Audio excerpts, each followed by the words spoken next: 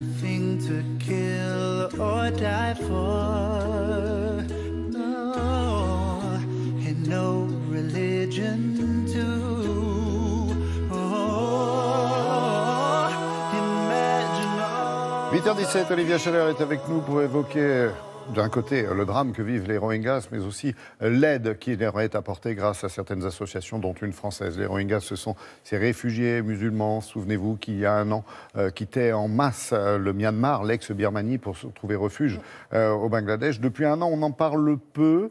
Et on pourtant, en reparle pas mal ces derniers jours. Voilà, quand même, un peu ces derniers jours, parce qu'il y a plusieurs signaux, justement, qui désignent les militaires birmans comme responsables de leur drame. Oui, il y a eu une commission d'enquête de l'ONU qui dénonce clairement le chef de l'armée qui lui a réagi en disant qu'il ne voulait pas que l'ONU interfère. Mais donc ça bouge au niveau international, il y a des aides, oui, on en parle beaucoup. Notamment le gouvernement américain qui a dû, je crois, leur consacrer 185 millions de dollars pour leur venir en aide. Et puis il y a ces associations, parmi lesquelles Action contre la faim, parce qu'aujourd'hui au Bangladesh, il y a plus de 900 000 réfugiés Rohingyas qui se retrouvent dans la région de Cox's Bazar, c'est pas loin de la frontière birmane. Cette minorité, elle est persécutée depuis les années 50. Et puis l'année dernière, il y a eu cette grosse crise et cet exode massif sur place pour leur venir en aide, Action contre la faim. Et là, cette ONG, elle est française, elle est née en 1979, ça fait donc près de 40 ans, et comme son nom l'indique, elle lutte contre la faim. Alors par la prévention, la détection de la malnutrition et le traitement de la sous-nutrition. Parmi les Rohingyas, on estime qu'il y a plus de 200 000 personnes qui ont besoin d'une aide alimentaire et parmi elles, 20 000 enfants de moins de 5 ans qui souffrent de malnutrition aiguë sévère, c'est-à-dire la forme la plus grave. Ouais. C'est énorme. Et Action contre la faim connaît bien ce terrain parce qu'ils étaient présents au Bangladesh depuis plus de 10 ans. Donc même avant que tout cet exode massif des Rohingyas se fasse. Donc ils savent vraiment répondre à leurs besoins. Et pour se rendre compte des conditions dans lesquelles ils vivent sur cet immense camp, nous avons rencontré celui qui était il y a quelques semaines pour l'ONG sur place pour filmer justement les actions.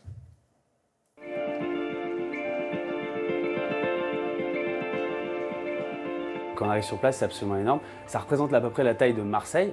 Et le terrain est un peu particulier parce que c'est en fait une ancienne réserve naturelle. Et c'est donc plein de petites collines et les habitations qui sont faites de bambou et de plastique s'enchaînent comme ça à perte de vue.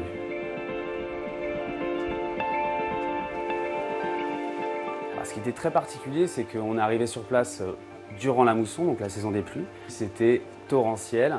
Pour se donner un ordre d'idée, il est tombé en un jour l'équivalent de 6 mois de pluie à Paris.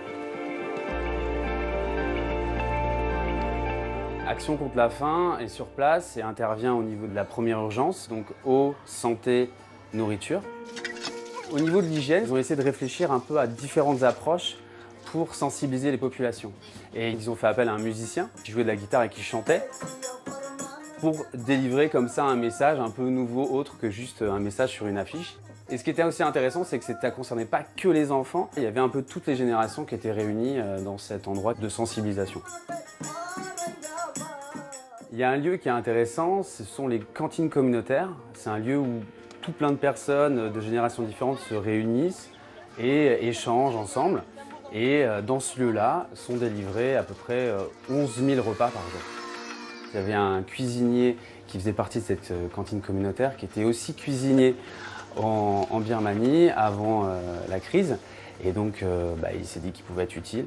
Et il y a tout un pan en fait, de l'activité d'Action contre la faim qui est intéressante parce qu'il y a le staff, 1200 personnes, et il y a aussi tout plein de volontaires qui sont là et qui sont très actifs auprès de leur communauté. Ces personnes ont subi évidemment beaucoup d'atrocités et de persécutions. Ils ont dû fuir leur pays et leur terre, donc ils ont dû faire après une traversée pour arriver jusque là où ils sont maintenant. Donc ils ont subi beaucoup de traumatismes psychologiques, donc Action contre la faim est là aussi pour leur donner du soutien.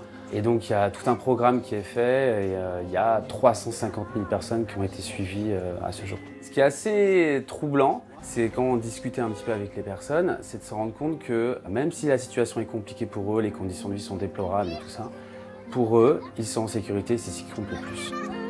On voit que des enfants. C'est la moitié de la population des Rohingyas, donc c'est assez impressionnant.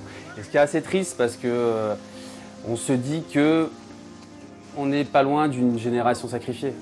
Je parle là des enfants, mais aussi des jeunes adultes qui avaient des activités avant et qui se retrouvent là, on ne sait pas pour combien de temps. Il y a une grande question qui est qu'est-ce qu'on va devenir. Aujourd'hui, personne ne sait combien de temps la situation va perdurer, donc les actions continuent. Ouais, les actions d'ACF qui continuent au Bangladesh, mais aussi ailleurs sur la planète. Oui, dans 49 pays, l'ONG est présente. Elle aide environ 15 millions de personnes chaque année. ActioncontreLafaim.org. Merci beaucoup. Allez, à